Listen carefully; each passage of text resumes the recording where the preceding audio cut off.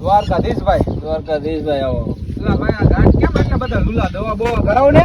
પેલા દવા તો કેટલી કરાવી પણ હાજર નથી થતા. આમ જો ને આ ગાંઠ કેટલા લંગડા હાલે છે. એવું છે એમ ને? કાંઈ વાંધો નહીં, મૂંઝાવાની કાંઈ જરૂર નથી. તારો ભાઈ હવે રાજકોટની અંદર દવા લઈને આવ્યો. તું પેલા દવાનો ફોટો જોઈ લે. આ દવા જોઈ? નવીન દવા છે, ક્યાંની છે? રાજકોટમાં રાજુભાઈની મેડિકલ હે, રાજકોટમાં બસ સ્ટેશનની બાજુમાં.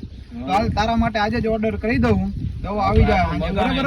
લંગડા લુલાની પાવાની બધી દવા આપણે લેવાની છે. કાંઈ વાંધો નહીં, તારા માટે દવા આવી જશે.